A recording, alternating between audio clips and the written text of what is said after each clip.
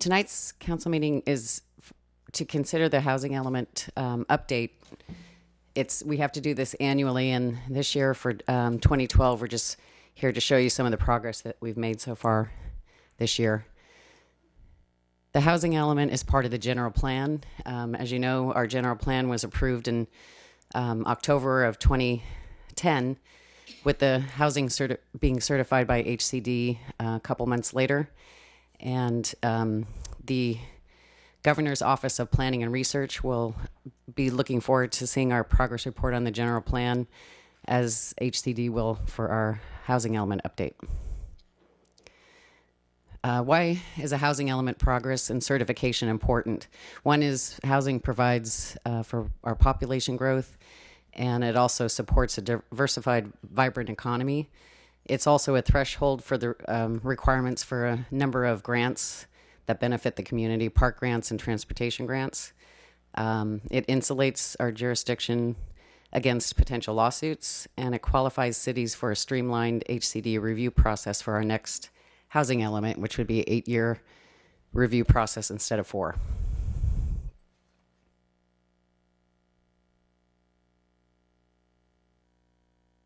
So there's essentially 6 overarching requirements of a housing element. You have to identify adequate sites, assist in the development of low and moderate income housing, address constraints to the development of housing, and address the preservation of our existing housing stock, as well as promoting equal opportunity for housing and other things such as sustainability.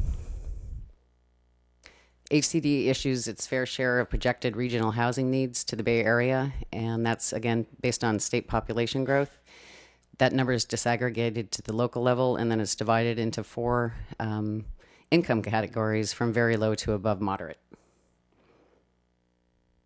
For Redwood City, for this current housing element, our regional housing need is 1,856 units, broken down into the categories in front of you. And this is an outline of the building permits that we've issued between 2007 up until 2012. If you look at the third column, you can see between 2007 and 9, we didn't have that many housing units built because of the economy and the housing market crash. But the following year, we doubled the amount of housing units. And then this year, we've tripled the amount of housing units.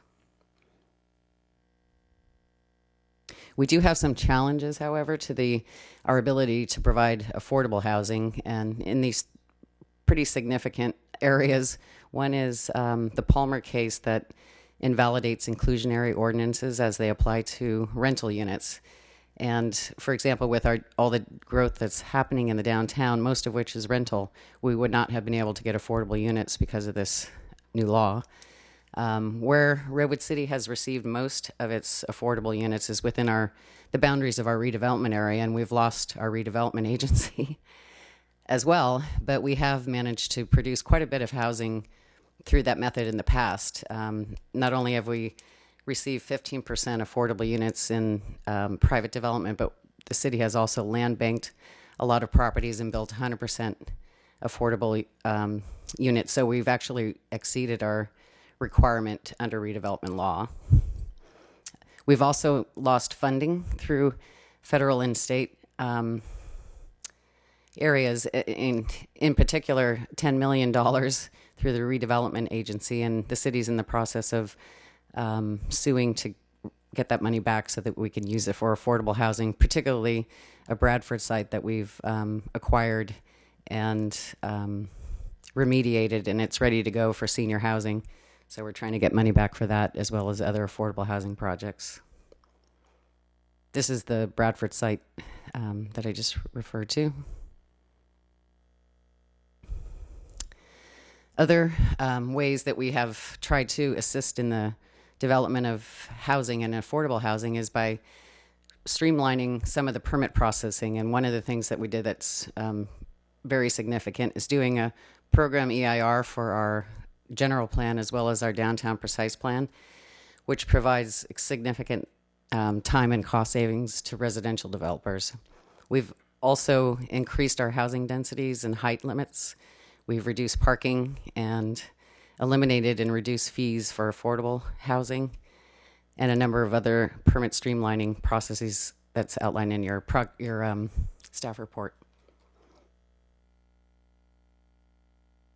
The adoption of the downtown precise plan is one of the biggest reasons why we're getting some of the growth that we're getting in the downtown now. We've created opportunities for 2,500 units in the downtown.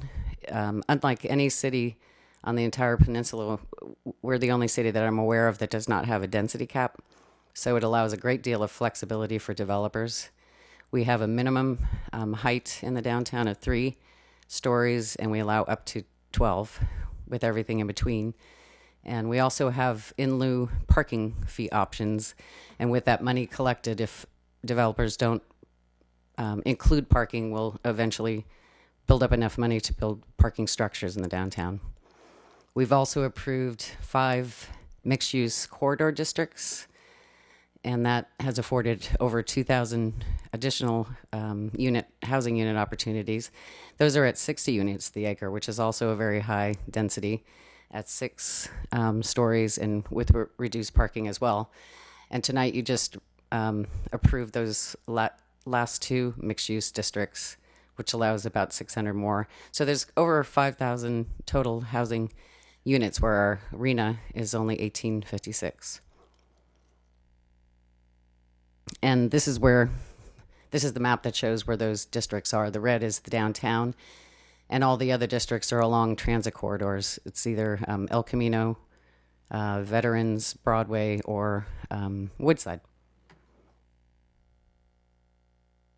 We've also used precise plans to obtain affordable units, such as the Woodside Villa project, development agreements, One Marina. We were able to get affordable units through that process. We've also used the density bonus ordinance, and that's the Dodge site and the 333 Main project, where we were able to get affordable units from that process. The Mel's Bowl site on El Camino, the developer just offered 5 units. She didn't really have to. We didn't have any regulations in place for her to do it, but she is providing 5 median income affordable units. We've also worked with the College District and the town of Woodside to create affordable housing on the Kenyatta College Kenyatta College site. And we've worked with the county and nonprofits for the Cedar and the Winslow Street projects to get affordable units. The city has also taken on the housing function for the previously performed by the RDA, and we also have a couple of properties that we own as a city that we would be using for affordable units. That's the Bradford site again and the Heller Street site. And this evening you also approved the emergency shelter overlay district that is affordable.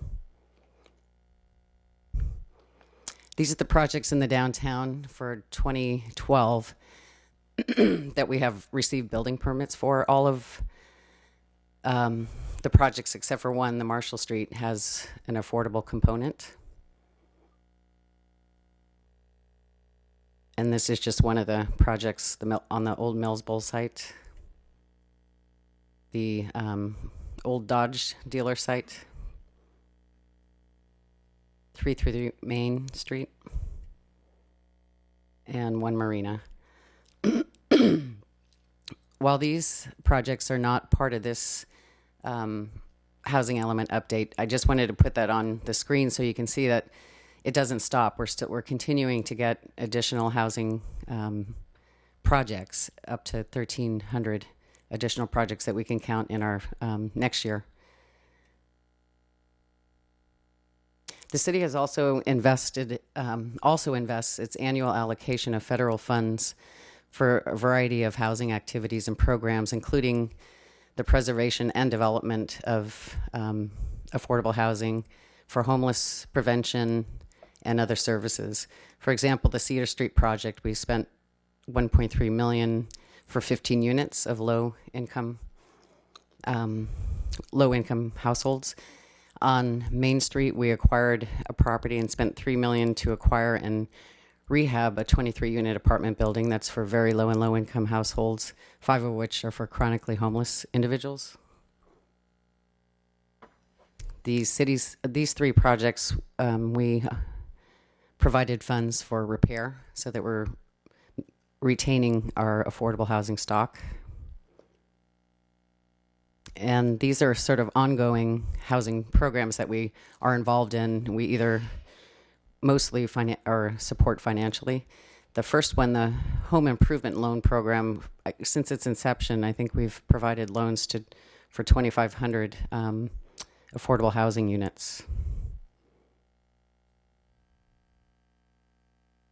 So have we made progress? Yes. Can we do more? Absolutely.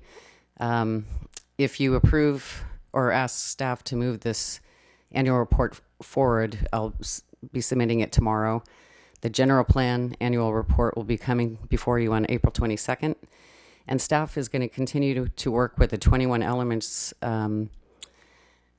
which is all the different San Mateo County jurisdictions, to address the affordable housing situation in the wake of Palmer and the loss of our redevelopment powers and funding sources.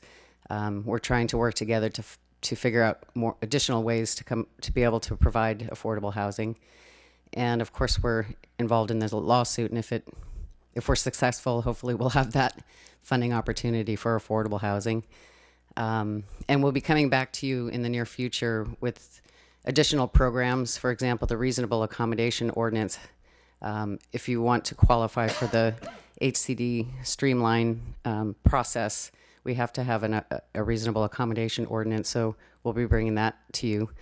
And also probably a study session to discuss community benefits and how that relates to housing programs.